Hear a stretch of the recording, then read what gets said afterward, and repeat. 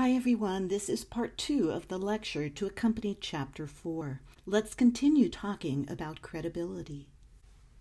Let's turn our attention to the news media. The media has historically been considered the fourth estate. It wields a powerful effect on our society and serves as a check on the three branches of government. The freedom of journalists to print the news was so important that it was included in the First Amendment to the U.S. Constitution. But in the past decades, much has changed. New technologies made it possible for news to travel instantaneously around the world. Newspapers have become less popular. Many have ceased publication entirely, others are mostly online. There are less journalists than before, with more people without journalistic credentials serving as news writers and publishers. There's more news out there than ever before, but it's coming to us in different ways with different people.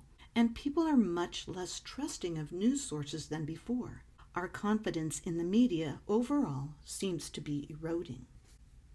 There are lots of factors that contribute to this erosion. First, it's a little known but very important fact that a few huge media conglomerates now own most of our media outlets. Time Warner, Disney, News Corp, Comcast, and Viacom. You might not think that's a big deal, but it is. It means that the news you get is often managed in particular ways that you might not even realize. I have to say that I think the author's description of the government's attempt to manage news is a little disingenuous. It's very true that the government produces some information that masquerades as news, when actually it's putting a positive spin on government programs. I wouldn't, however, refer to it as fake the way the authors do. Neither would I call The Daily Show fake news. I also want to say that I'm not particularly thrilled with this section of Chapter 4. It doesn't clearly delineate between a regular or hard news article and an editorial. A hard news article is objective, non-biased, and simply attempts to inform readers. Journalists who work in the newsroom do their best to remain neutral. An editorial or opinion piece is designed to comment on the news, and it does express an opinion. People who write those pieces take a stand and attempt to defend them. In other words, they make claims and provide evidence for those claims. So The Daily Show is not fake news, it's editorializing on the news. Government-produced programs and articles are also editorializing, putting, as I said, a positive spin on those programs they're talking about.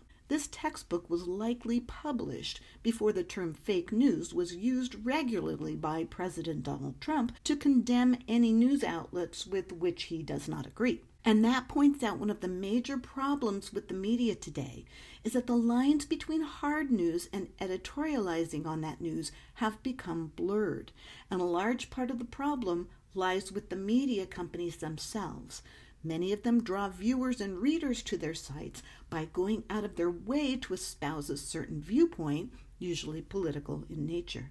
So this bias within the media makes it difficult to separate actual news from editorializing on that news. And what's really interesting is that conservatives truly believe the media in large part has a liberal bias, while liberals are fairly certain that the media has a conservative bias. Actually, the truth is much more complicated than that.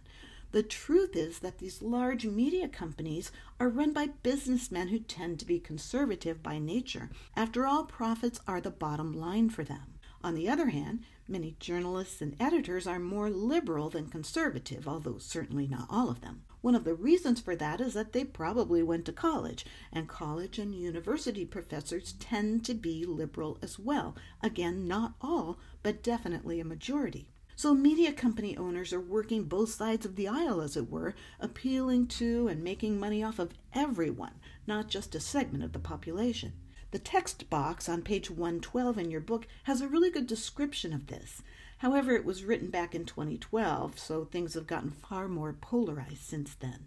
While the traditional television channels like ABC, NBC, and CBS at least attempt to remain neutral, cable news channels don't. Why is that? Well, when 24-hour news channels became popular, they realized that simple reporting of the news wasn't going to fill all those hours in the day. They had to do something to keep people tuned in. Regular channels like ABC fill that time with things like game shows, drama series, comedy series, but cable news shows do something else. They fill that time by editorializing on the news. So you have MSNBC with consistently liberal editorializing, with advocacy journalists, also known as pundits, like Rachel Maddow, and Fox News with consistently conservative editorializing by people like Sean Hannity. Same thing with talk radio, although that's largely conservative. And this goes on practically all day, every day. And the people who watch or listen all day, every day, don't realize that they're being preached to. They think they're getting hard news when they're actually being told how to interpret that news. Who needs critical thinking skills when you're being told what to think? Of course, we listen more closely and pay more attention to someone with whom we already agree. That's confirmation bias in action. So people tend to trust news sources more if they agree with their worldview than if they don't.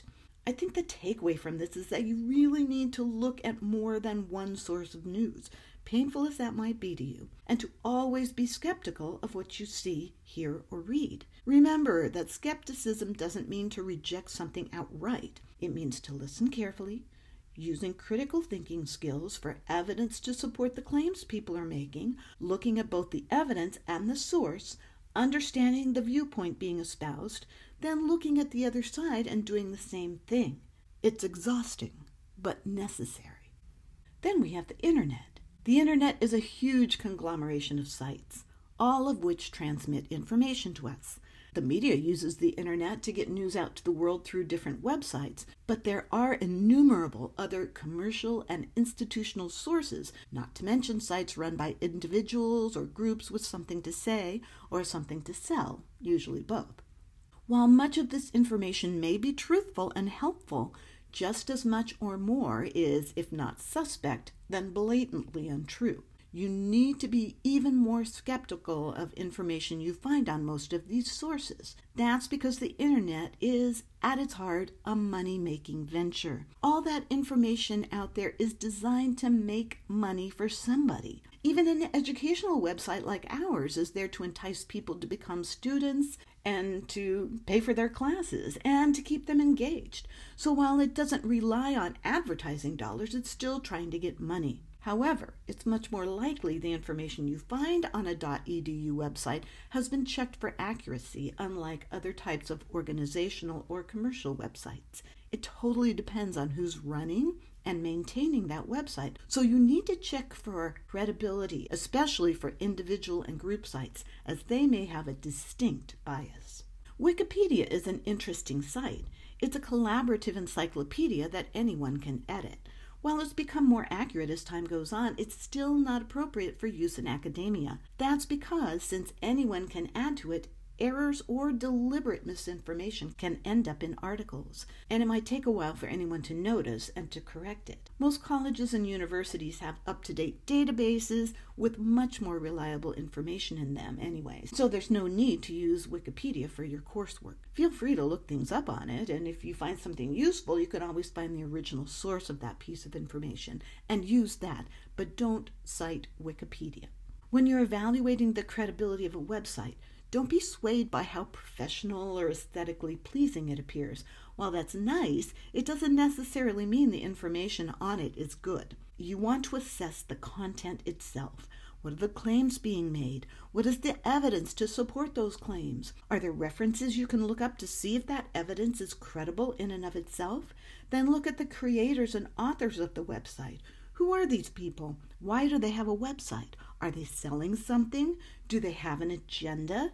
And especially, do they have the necessary expertise to be able to speak to the topic, or are they just somebody with an axe to grind? If you're trying to determine the level of truth in the claims being made on a website, there are some sites that do their best to help you with that. Sites like Snopes.com, TruthOrFiction.com, FactCheck.org, and PolitiFact.com. Now, Snopes and Truth or Fiction are run by individuals, and they do use advertising along with donations to fund their research. FactCheck is sponsored by the Annenberg Public Policy Center, and PolitiFact is run by the St. Petersburg Times newspaper. Conservative media outlets often say that these fact-check sites are run by liberals and therefore untrustworthy. I think, however, that if you look at the care with which they document their articles to try to get to the truth of each story, using references and timelines to explain what's going on, you will see that they really attempt to remain neutral. As of 2017, more than 60% of Americans get at least some of their news not from television, radio, or newspapers, but from social media sites like Facebook, YouTube, and Twitter. That's double the 30% your textbook reported in 2015. Some of that news comes from legitimate news websites, but just as much or more of it comes from websites with a strong political bias, or even actual fake news websites that mimic real news sites, but intentionally publish hoaxes or disinformation in order to get readers and advertising dollars. These things get passed around and are often believed. And once someone believes an untruth, if it fits in with their worldview, it's almost impossible to change it. And social media has given rise to what we call the citizen journalist. These are regular people without journalistic credentials who see and report on events. That can certainly be a good thing, as it makes people aware of what's going on and possibly alerts people to dangerous situations, might even help save lives in some circumstances. But it can also result in misinterpretation of events and people perceiving them through their own agendas. Also, when these things are passed around ceaselessly, they begin to take on a life of their own and appear to be more important than they actually are in the scheme of things. Remember, the availability heuristic makes us think that something is more important the more that we see it. And since social media sites know far more about us than we realize, they may keep sending similar things our way. So we continue to focus and ruminate on it. Blogs are another way people get their viewpoints out there. Blogs started out as online journals, a way for individuals to write about topics that were of interest to them. They certainly represent all sides of society and the political spectrum. They may be written by experts, but more than likely are just written by people with an interest or an agenda, but not necessarily expertise on a topic. Often they have lots of followers who agree with them and take what they say as truth, although it may only be an opinion. I don't know if you realize this, but some websites that seem to be news websites are actually blog sites. On the conservative side, the Drudge Report is a blog site. Every article there is written by a blogger, not a journalist. The Huffington Post is the same kind of blog site, only it has a liberal viewpoint. So beware of getting your information from sites like those. Over $500 billion each year is spent on advertising, which is simply put persuasive messages designed to motivate us into taking some kind of action. Advertisement isn't just used by corporations or companies to get you to buy something. It's used by politicians and political campaigns to get your vote. But no matter what's being sold to you, there are, according to the text, 3 basic kinds of ads. These, of course, are based on Aristotle's proofs, or what he said persuades us: logos, ethos, and pathos. Logos ads are designed to emphasize information about a product, pointing out the kinds of information the company thinks will sway the audience in its favor. Unfortunately, the ad usually leaves out information the audience probably needs to know in favor of what it wants the audience to know. I mean, the information might be helpful, but it's usually not complete. Car ads that emphasize gas mileage use this technique. However, if the car isn't particularly reliable, they're definitely going to leave that information out of the ad.